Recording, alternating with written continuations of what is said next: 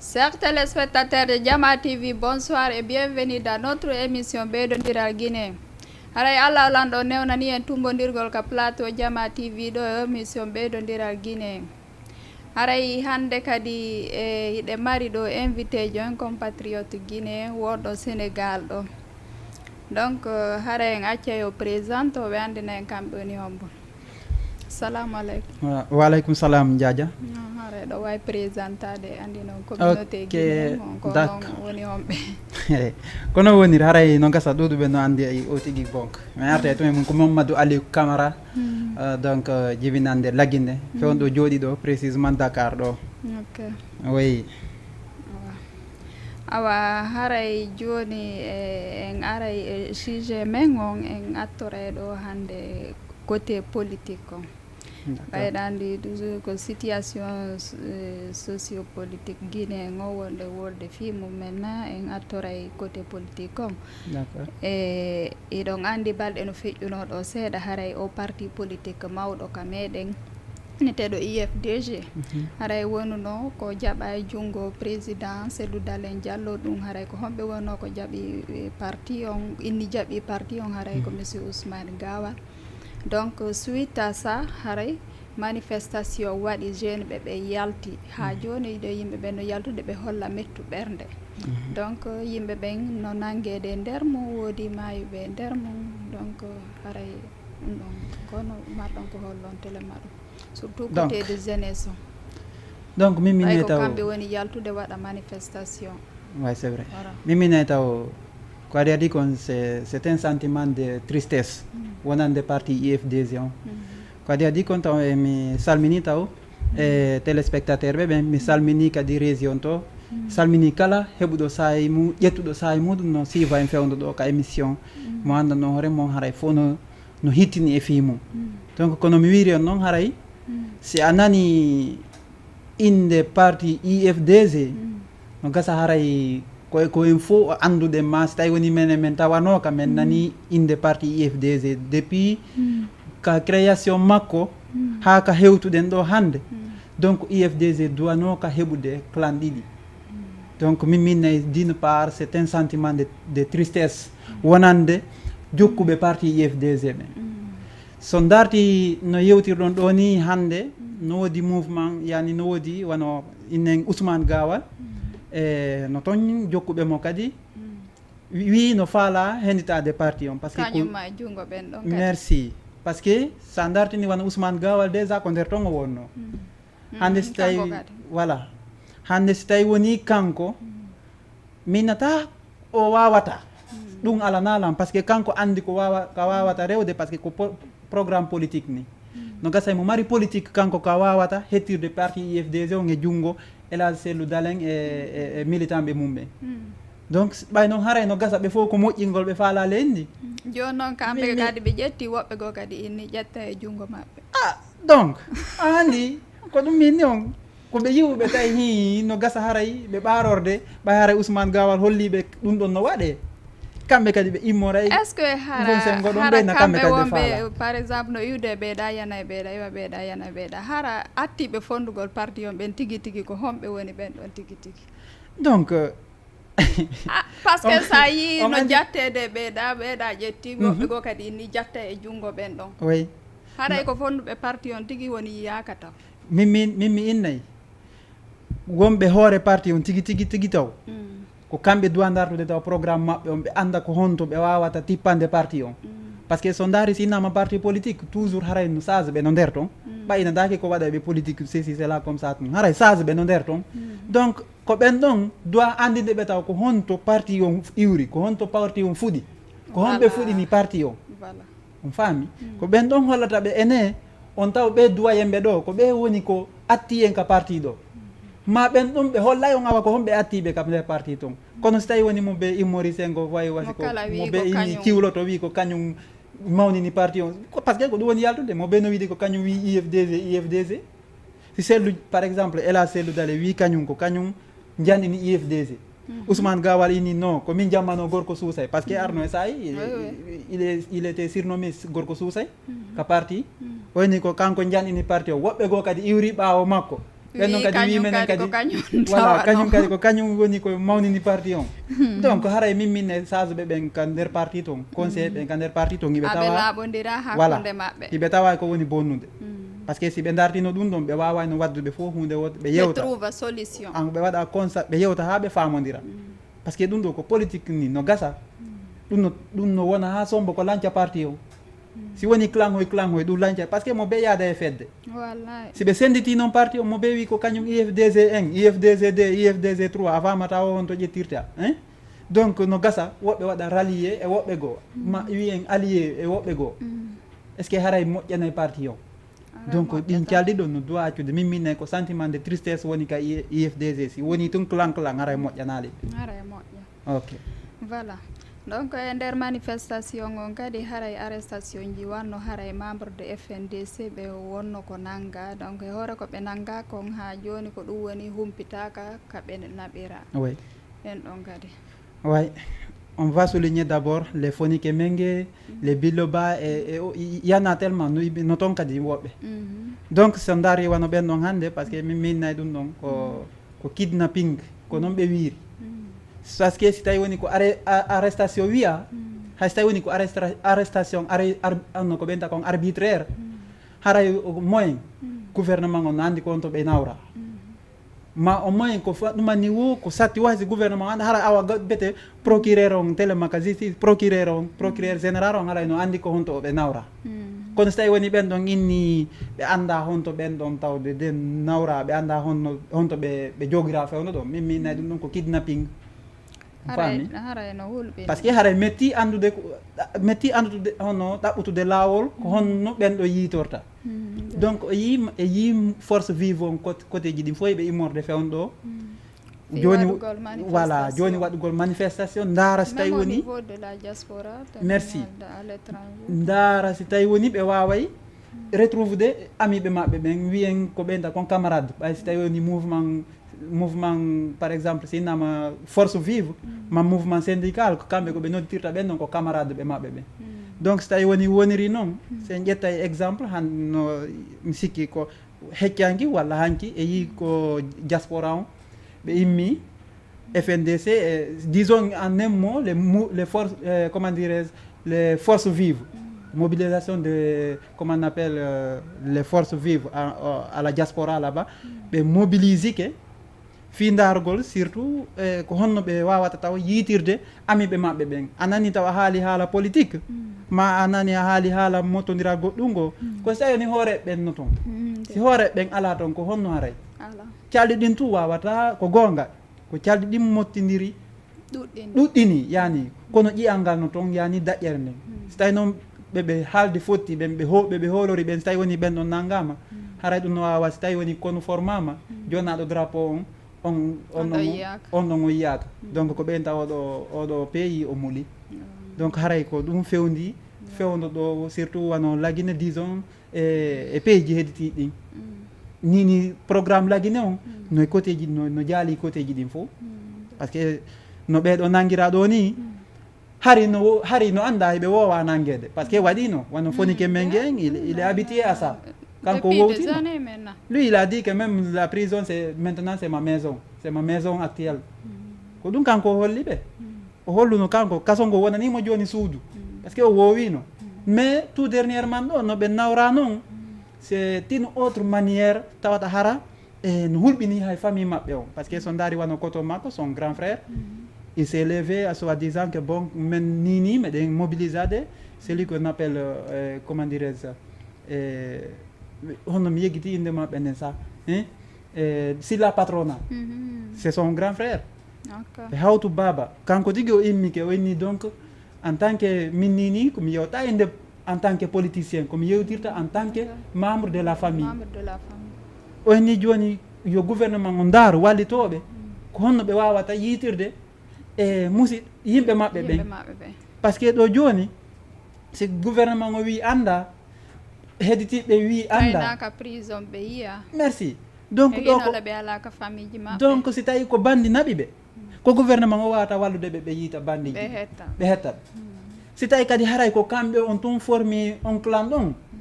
hare ko toujours kadi kamɓe koɓe tori ko gouvernement on wallata ɓe ɓe hetta yimɓe maɓɓe ɓen donc fewn ɗo programme lagine on gila ka yani ɗum fo iɗen andi ko fi programme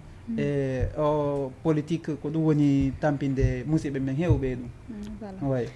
awa ɗo hara en ara e toɓɓere ɗimmere nden kadi jusille carte consulaire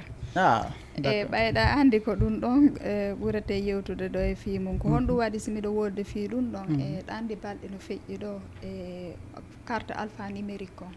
ɗum wonno ko wona moƴƴinede joni noon tawi prix o no towi seeɗa yimɓe ɓe wulliti kono aɗa wullita hari woɓɓe taw attike yeehi buy yeehi enregistrike hetti carte je mum tawi ko 7000 francs ɓennino satti ɗuyta noon ha woni joni 5000 francs joni noon e nder konko waɗa 5000 francs woodi kadi innuɓe kamɓe attinoɓe ƴettugol carte je maɓɓe ɗe est ce que kamɓe kadi ɓe wawata wo heɓugol faveur fino ɓe ɗuytirane ɗum o joni noon ko andirta si goɗɗo yeehi enregistrike anani ko carte alphanumérique aga yoɓi a gayni a ɗumannike ɗum ɗon gayni a registrade hara e gasi empreinte ma o joɗɗinama lanni donc aray ko ɗum marɗa ko holla communauté o e feetelema ɗum ɗo donc minne taw mi weltanto taw attiɓe yaade toon ɓe ƴetta kono mi weltorantaɓe par ce que ɓe suusini ɓe waɗnoɓe ɗiɗi ɓen par ce que en no gasara no woodi no waɗnoɓe ɗiɗi est ce que ɗum ko gonga mi weltanike ɓen attiɓe ittude 7000 francs mum yaaha wawa moƴƴinde ɗum ɗon mi weltano kadi autorité ji wonɗi toon ɗin fi on kan voilà moƴƴimɓe ɓen donc sa nani sa yi hunde moƴƴi ko moƴƴinowo on e faalaɗo ko wona moƴƴinede ɗon sina ɗum ɗum ɗon haaltaki haalan mum donc si iwi ɗon e min nayi toujours kamɓe yahoɓe ɓen yoɓe andutu tun e hunde kala nene mawɓe noyna e si piiji ɗiɗi wallidinama tawi ko bone a ƴettay wonɗo e sintude wata ƴet voilà wonɗo fanɗuɗo o ɓurɗo wonde fanɗuɗo o ta ƴettu jano min nayi ɓen ɗon ɓay Allah waɗi ɓe hetti yoɓe hamdino ɓe yetta Allah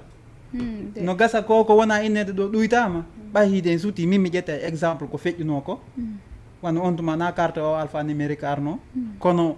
pour que ya ɓay innama ɗo carte consulaire yo moƴƴine natiri ɗo yaltiri ɗo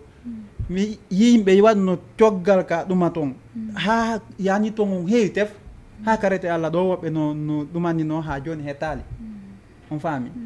donc so tawi woni yeehi ha ɓe wi arti 5000 no gasa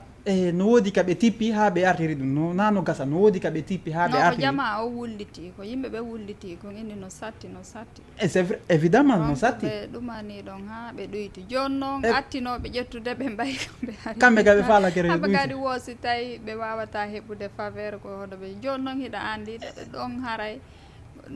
min ko minata no mettifi deux poids deux mesures parce que wawi innude haray si tawi ɓe wawi muññade haray ko yoɓe muñño c'est très simple force ta noon goɗɗo mi inna on tigui forcé ko yo on tigui muñño par ce que ɗa andi kaka ɓerde on tigui iwrata oui par ce que si gaynama enregistré de empreinte ma on joɗɗinama ɗum ɗon no feƴƴi hande kadi ɗum ɗo lanni ayi par ce que innugol ɗum ɗon ko ma ɓe yaa ɓe resitiyaɓe kadi mbuuɗi goo seeɗa ma ɗum ma ɓe fuɗɗito carte ɓe anditata kadi si ɓe anili ɗum ɗon koyo ɓe fuɗɗito kadi moƴƴingol carte goo kadi toujours ɓe aray ɓe yoɓoya kadi 5000 francs si ɓe moƴƴintinane kadi donc haray sa probléme on ɓeydoto tuwoni min mi condanaɓe no gasa haray no toon article holluɗo wondema so tawi woniri ni eɓe wawi réclame de kamɓe kadi ma ɓe holla mettu ɓerde maɓɓe e feemum ma ɓe ya ɓe landito si tawi ko yoɓe moƴƴi no gasa haray on article no toon mais komin komi andi ko ɓuuri e ɓaɗade kon ɓay yeehi ha ɓe moƴƴinanama donc yoɓe patiente ɓe muñño he no gasa ɓe innaɓe ɗo ɗuytanama waɗnama 5000 o jama hettiɗo ɗo yoɓe huulu bone est ce que woɓɓe hettoya e ɗum par ce que eɗen suuti no wawi kadi argol prix on kadi ƴawa merci prix on ƴawa no wawi kadi wonde hay tippo ka won ɗo goy kadi ça peut être mais ko continue o yani ko hettoygol ngol c'est là bas le problème par ce que woɓɓe no hawrde satte ndemu min komin da kamɓe heɓɓe chance ɓen yeehi moƴƴinanama yoɓe muññodo e ɗum ɗon ɓe jogo kamɓe ɓe anda déjà kamɓe ɓe sécurisike ɓe hetti carte je heeɓi ko ɓe faala no woodi ɓe wawali déplacade hay ɓe hewtoya to ɓe moƴƴi je vous assure no woodi ni mi fenanta on no woodi ni ɗum haɗi ɓe yaltugo yaasi fi guindugol tawata ni ɓe jogi haysi ɓe jogi honno carte d'identité o expiri woɓɓe ala carte d'identité joni ɓe faala consulaire mais jusqu'à présent ɗum noon kadi ɓe heɓali on andi ko ɗum woni dumbitagol ni ɓen ɗon no sokki e suudu par ce que ɓe wawata guindude ka yaasi fi wata ɓe hawru e sattene par ce que si yaasi on a yalti a jogaki kaydi a hawru e police ɓe landike ma consulaire ma carte d'identité a ala kono wawɗa ko a yitta e mbuuɗi donc andi haray moƴƴanama donc ɓen ɗon ni hiɓe on souci ɓay haray kamɓe ɓe moƴƴinanama yoɓe patiento ɓe jogoɗo ɓe muñño ko affaire laamu ni eɗen suuti wona hay ɗon tum par ce que eɗen suuti hay mi ƴetta exemple wonɗo raɓɓuduɗo hay julaɓe ɓen ara e sayi tawata hara prix ji ɗi no ƴawi aroya ñande goo tun gouvernement winna donc yana vap nde wotere yiya kamɓe tigui julaɓe ɓe wulla ɓe meɓe tawale ko ɓe muñño e hoore ɗum ara koye hoore ɗum ɗon ɓe waɗata affaire ji ɗum ɗon fof no toon haray ko torɗen ɓe koye ɓe muñño voilà ko ari wo feƴƴay voilà joni haray en aray ɗo arten e toɓɓere tammere nden e wolen ɗo seeɗa et on va toucher un peu la culture, on va parler un peu ce qu'on appelle socle de culture. D'accord. Ou mélange de culture. Parce que quand on doit me toucher un point, donc c'est une remarque que je fais. En fait, ailleurs do wana woɓɓe go wana compatriote ɓe men ɓungu ɗo buy no woodi ɓe way étranger ɓe ara.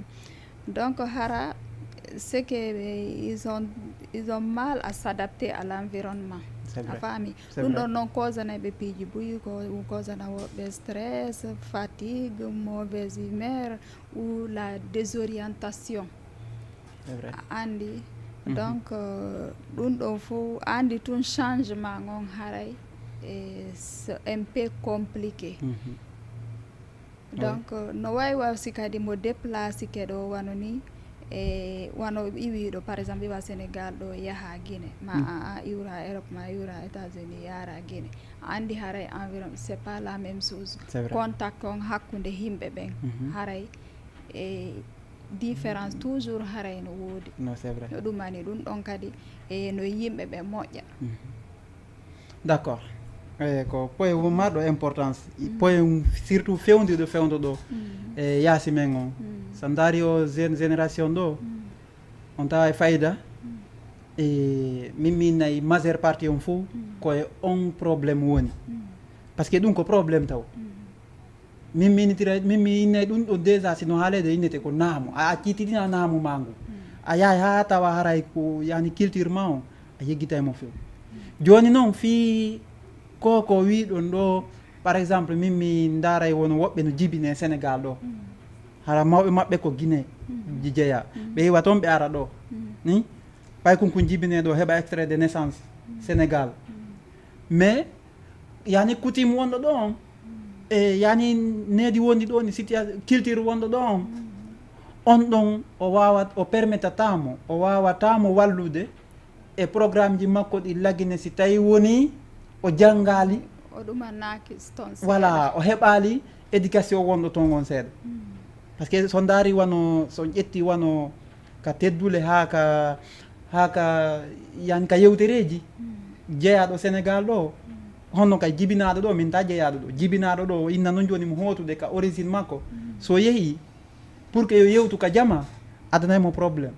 o wawi wasko mumujo par ce que wawi wasko mboɓo o andata ko honno o ƴettitirta no gasa kanko ko wo yewtude ga kon wowi yewtude ga yimɓe ɓen kon wowi yewtirde no merci so yewtoyi toon no gasa e haray ɓen to ƴettiray d'une part hoyde no gasa ko yewtata ɗo tawa ga no ƴette ɗum yewtere o yewtoya ɗum kamen to wano Guinée to tawa ɗum ɓe ƴettiri ɗum toon hoyde yani ko ɗum sababe ɗum ɗo watta ha wonanamo deƴƴere tawa toujours mo séri ndi ɗum watta ɗum ɗon on tigui hara waɗanaka programme de prévention ko ɗum par exemple hara on tigui ekkitaka ɗum lawguela ko paykuyagal ha wonimo ko ba woɓɓe kadi no woodi haysi ko honto tigui de on tigui jibbina mawɓe makko ɓen ettoto ɓe ne amonede moƴƴiri hara tigi so ari haysi c'est pour la première fois yo on tigi aro hara sendidirtamo kanko e ɓe tayɓe ko ɗum waɗi hasi minni ko ɗum ko wonata ko yo jeune génération ɗo so daari wano mawɓe men wonɓe ɓawoɗo ɓen seeɗa num ɓen ɗon déjà si tawi woni mo maɓɓe ma kamɓe tigi si ɓe yalti aventure ɓe janggay taw lié on mais pour si ɓe janggi lié on hiɓe andi kadi noon ko koɗuɓe ari faami par ce que ɓe andi si ɓe hooti ka maɓɓe no ɓe hewtiri ka ɓahoggo maɓɓe koko ɓe accuno toon kon ko ɗum kadi ɓe watta on doloke kadi ɓe ɓornoto mais si tawi woni noon ɗum ɗon haray iɗa andi an ko accunoɗa ko mais ko fayi koye jibina koye ɗo koye e o pays ɗo ɗum noon ko mawɓe maɓɓe ɓe wallataɓe kono mawɓe maɓɓe ɓe wallirtaɓe par ce que kamɓe ɓe andi réalité wonɗo moɓe accune on ka maɓɓe joni noon pour que yo pay koye ma koye waw e gollitirde on réalité toon merci ko an andintaɓe ɗum ɗon dès le bas âge gila ka duuɓi ɗin fandi ɗon ko gila ɗon jannata siɗa anduno toon no janggue e Qur'ana iɗa anduno toon no taale iɗa anduno toon no yewte mawɗo ko innete ko toole ɗo ma ɓamore ɗo pour que o woni fi o woni Italie ma France ma Dakar ma nokkel kaari holluɓe ɗum ko ɗum ɗo wiyete mawɗo ko ɗum ɗon jonitete teddungal kono so tawi woni tun a hollali ɓe ɗum ɗon a acci wigol awo jokki wigol wawi ɗo andi ko réalité yani ɗo ko lié on wayni sa accidiɓe on jikku mo ɓe woni e mum ɗon on yahwe to wonanama ninse par ce que ɓe déracinoto ko ɓeynta kon déracinement en français ɓe déracinoto complètement so tawi woni hanki ɓe a yii hiɓe fokkiti ka juma tawi ko kaftane wowa waɗede kamon a ari ɗo tawi ɗo kadi a holliɓe ko kaftane ɓornete yeehe ka juma sa siɓe hooti toon juma hewta tum ɓe ɓorno kaftane ɓe yaha kono sa acciɓe ɗo tawi juma yo jamma yo ko costume ɓe watta donc siɓe yeehi to kadi juma hewta tum ɓe waɗa costume nde fof no waɗa kaftane kamɓe ɓe wadde costume donc haray ko réalité on oui parce que ɗo joni ɗo toɓɓere sammere nden en aray kadi on va parler un peu sur la réduction de la constitution guinéenne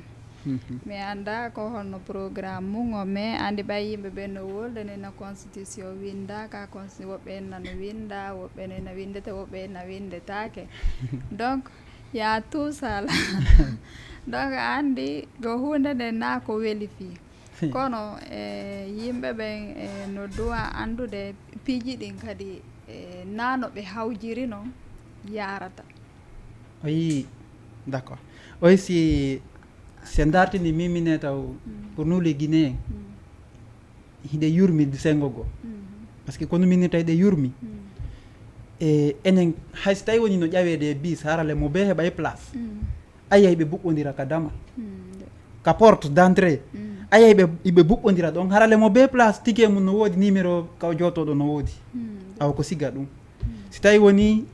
ɓe e wiyama constitution no wooda ma o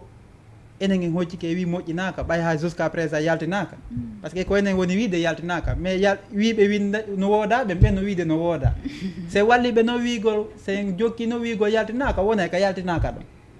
se wi ala andi enen e wawata i wowlude wi en no woodi koye yiyali kadi d' accord ko ɗum no waɗi asiminne ko ɗum no waɗi asiminne place ji men ɗin fof mo ɓe no mari place kono mo ɓe no hawjani fi hentoygol place on et pourtant ko par ordre ara ɓe anda ko honno yarata merci beaucoup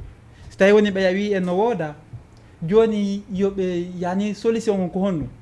population on ko honɗum duwa wallitorde ɓe ko wigol joni ɓa haray hi ko on constitution ɗo woni ko sabba hiɗen duwa wallidirde fino oɗo woni wona ko jamon fof humpiti fi muɗum joni ko onon yaltinta programme on wallidiren par ce que on andi constitution wona gouvernement moƴƴinta constitution woɓɓe noon ko ɗum woni famali constitution ko yani ko jama population o moƴƴinta constitution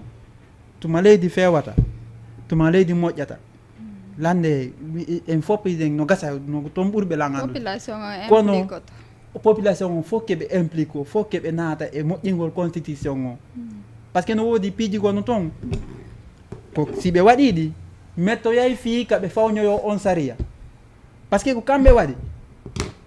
insariyaji ko ɗin ɗon no woni si tawi woni noon populaire min mi holli ɓay ko minen woni ka gouvernement konko constitution momi wi o andi si tawi woodi no woodi sariyaji goo duwaɗi tawtude on constitution ɗin sariyaji ɗon déviyama déjà dès le départ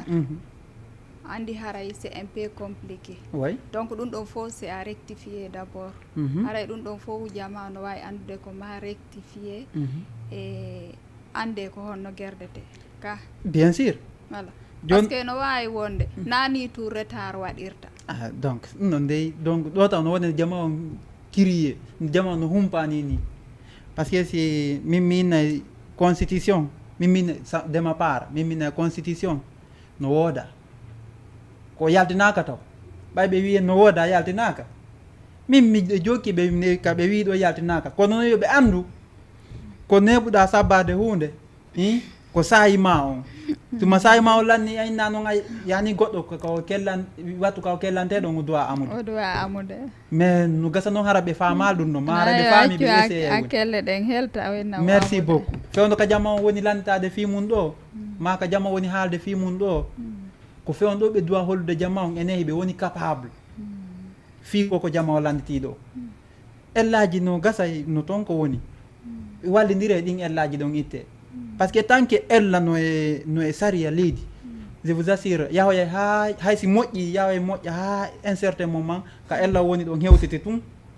woɓɓe maɓɓe fawno merci probléme waɗa dégâts waɗa joni noon si waɗi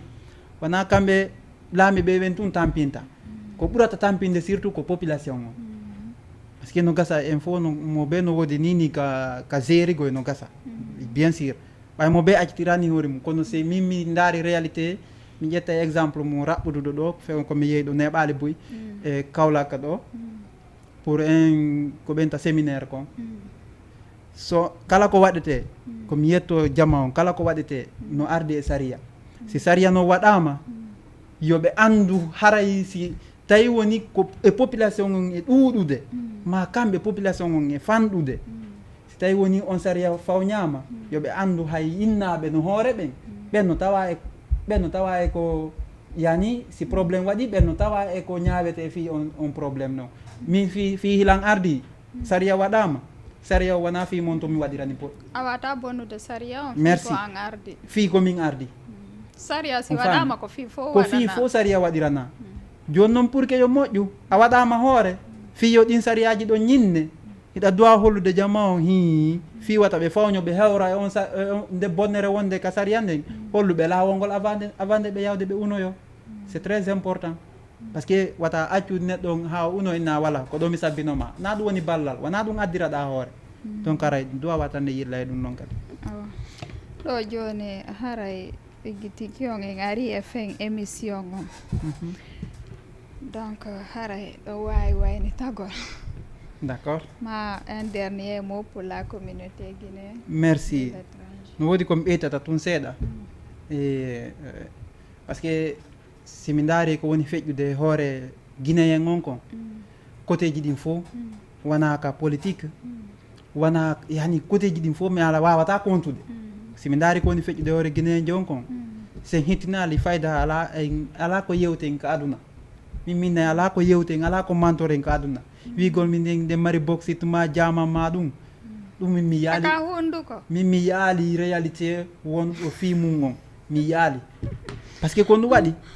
min d'une part c'est ça c'est que d'une part so daari